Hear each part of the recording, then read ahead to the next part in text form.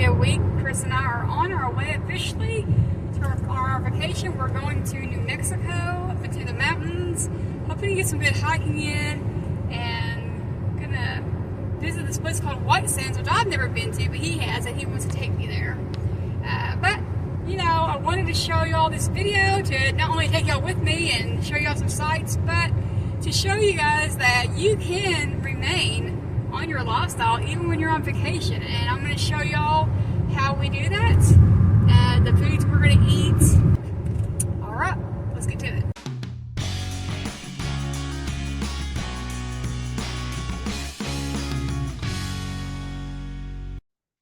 All right, so I did some recording while on vacation that I have to actually just toss out. Specifically the shots where I was trying to show the food we're eating, because there was a window fan there and it's a window fan I've never seen before. It's not just like a box fan you turned on. It actually had temperature control on there and everything. It was kind of neat. It just kept the cabin cooler, and because there was no air conditioner in the cabin. Unfortunately, though, when I'm recording the video, the sound of that fan actually drowned out me talking. So the video, as far as what I was telling y'all, useless. So I'm gonna have to fill in the gaps here the best I can. All right. Well, to me, it's important that I show y'all the foods we ate and how we were able to remain true to our meat-based lifestyle.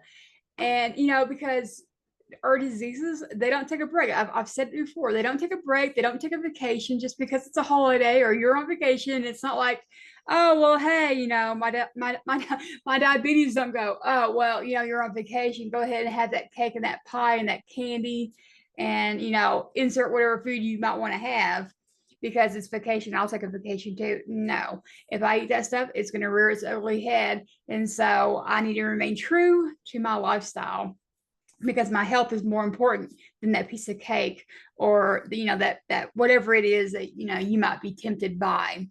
All right. And then also I'm going to show y'all just how much money we save. Now I knew we'd be saving money this way, but man, I found out just how much, and it is insane. But let's get to it, right?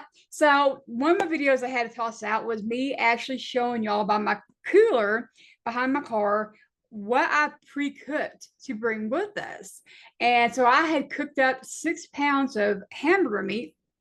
3 pounds of it I ground it up, and that way the fat for the meat could solidify to it, and it would just be like breaking off a piece and eating on it when we needed to. We wouldn't have to heat it up if we didn't want to, and it tastes really good that way. If you haven't tried it, you should try it. I'm going to show you a picture of that here pretty soon. And then 3 pounds was made into 3 1-pound burger patties, and those are for Kris, because that way he can just pick them up and eat them if he wants to, or he can heat them up however he wanted to. But there was the red meat, the ground beef that we brought with us. And then I made a whole bunch of smoked sausage links and sausage patties. I know I made 24 sausage patties. I don't remember how many smoked sausage links I made. I was just kind of guessing about how much food we would need over the course of the 5 days that we'd be gone. And I also brought about 12 boiled eggs. Now, our plan was this, that we would eat on the food that I pre-cooked for us and brought with us, but we'd eat out one time.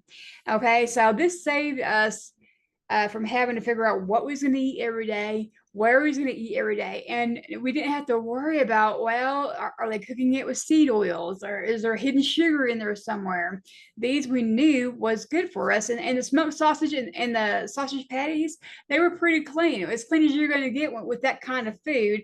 And so they were foods that we could easily eat cold or heat it up. So no matter what the situation was, we would enjoy the food for us anyways.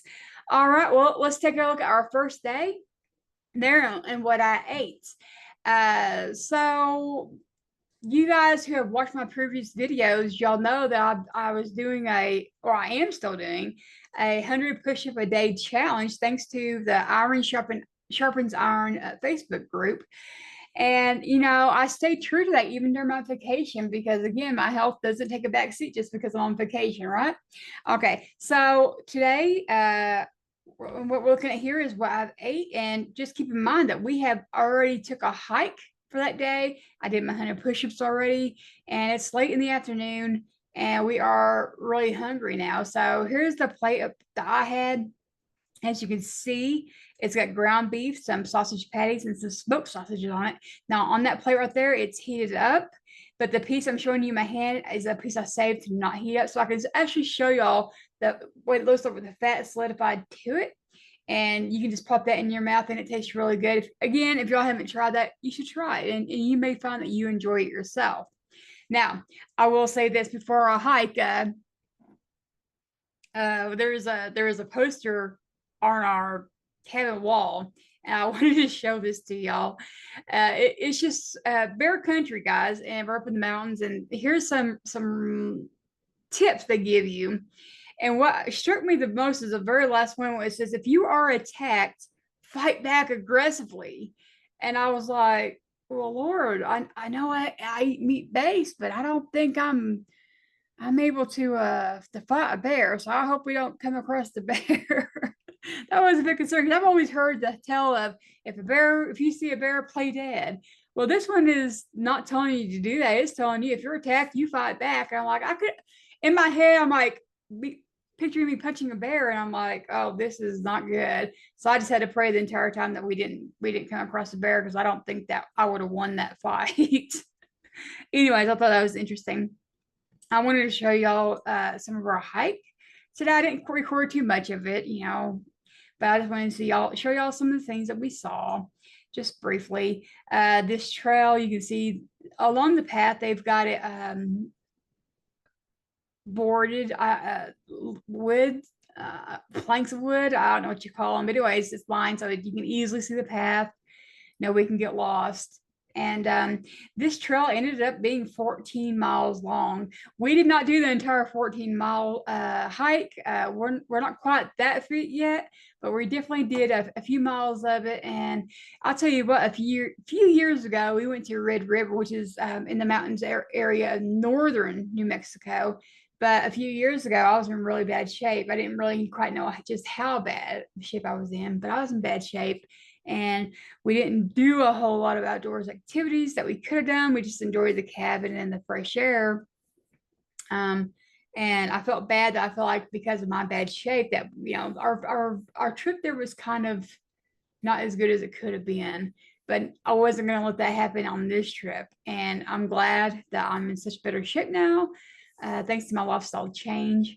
When we was able to enjoy some of the better things out here in the mountains. The smell out there, guys, was full of pine and fresh air. It was great. The temperature never got too hot. I think the highest we saw was 80 degrees. And that was only one day. There was time it was in the 70s. There was a slight breeze that went through the trees. The only thing that was really upsetting for me is I didn't get a lot of sun, but that's because there were so many trees just giving you all this shade. And that's a good thing too, but I need some sun. So I didn't get a whole lot of sun this week. I did have one day where I got some decent amount of sun. That's when we went to White Sands, which I'm going to show y'all here in just a moment. But this is the hiking that we did, which you see just a little bit of. All right, so day 2. On day 2, Kris and I wanted to come out of the mountains so we can go to a place called the White Sands. And here, what you're seeing in the background, we're at an overlook by the highway. And I wanted to take a picture. What you're seeing there in the background, the white back there, that's not clouds, that's actually White Sands. And it's approximately about 45 miles away from where I'm standing to take that picture. And that's how far out we're seeing the White Sands. And I wanted to show y'all that, really, to me, a beautiful view. And some of y'all probably already know this already, but when you take a picture of scenery like that, it just does not do it justice. It doesn't matter. Whatever you're seeing in these pictures and videos, the beauty is just not truly conveyed as well as it is when you're seeing it in person. But anyways, so that is that. And then we see here that we are driving out to we're driving through White Sands at this point, because you can see all the sands around us. And it's really bright out here. It's bright because all the sand is reflecting all the sun. So it is just really bright. And this is where I got the best sun. It was on this day. Now I want to show y'all a little clip, and it's me trying to, do my push-ups. I thought, well, I'll do my push-ups out there in the sand. How difficult can that be, right? Well, I learned fast that doing things on the sand is a bit difficult. I left my shoes on while I was going to do this, and you can see me. I'm getting down to do my push-ups, and I barely do one, and then I slip to the other one. And what you can't see though is my feet slip. Now, to me, I don't know what you're actually seeing in the video. I just know my feet were slipping in, and I had to stop. So I'm getting on my knees. I'm actually I'm laughing because I feel like how ridiculous I must have looked, slipping and falling, But you really can't see me slipping and falling. It just looks like in the video that I'm just kind of stopping, but my feet was actually slipping, and I realized really fast that I wasn't doing my push-ups in the sand. So all my push-ups was done at the cabin. But it was really hot out there. Definitely, well, we wasn't in the mountain area, so it definitely, the temperature definitely increased, but with all the sand reflecting the sun, it was definitely warm. That was my first real experience with sand. I've never been to a beach before. Of course, this wasn't a beach. It was sand dunes. But still, I imagine that the beach would be a similar feeling as far as the sand goes. So that was a neat little experience for me. We didn't stay out there too long, but we definitely enjoyed the sun out there while we was there. And then for what we ate when we got back, here's the image, and I just had a few of the hard-boiled eggs and some smoked sausages. Now that's what you see on that plate. I did eat me a few more smoked sausages probably about 30 minutes later when I realized I didn't quite get enough, so I actually ate just a few more pieces of smoked sausages on top of what you see in that picture. But otherwise, that's day 2, guys. All right, so on day 3, day 3 was our what I call shopping day. Well, we went to all the gift shops, the souvenir shops, and what have you. And we also did our museum tours. Kris loves museums. And so that's what we did on day 3. I didn't take any video or pictures of the gift shops or the museums. Anyhow, what we ate that day, I actually did not get a picture of, and this is the day we chose to eat out. But it's funny, and I want to share the story with y'all. So we go to this burger place called Dave's something or another. Anyways, we're looking at the menu, and they have half-pound burgers. And I thought, well, this is it. We'll just order, or Kris decided to do it too, but I just thought I'd order the half-pound burger, which they called the heart stopper. But anyways, it's a half-pound burger. It comes with cheese, and it comes with your choice of bratwurst or probably sausage. I chose bratwurst. And then, of course, it came with vegetables and everything, but I told them no tomato, no lettuce, and all that. And of course, the no bun. And we didn't get the chips that came as a side. So, we just had the hamburger patty, the cheese, and Kris had his vegetables. Now, I did have some onion, the grilled onions that came with it, so it wasn't carnivore, but it was ketovore. But anyways, and they brought it out to us, and you can tell the waitress never had an order like this before, and she's like, no bun, no chips, which is standard. You tend to see that reaction normally anyways from a lot of people. And so we eat, and Kris and I decided that wasn't quite enough. And so we asked the waitress for another order. And she wasn't, when she said that, you could tell she wasn't trying to be rude. She was just really shocked.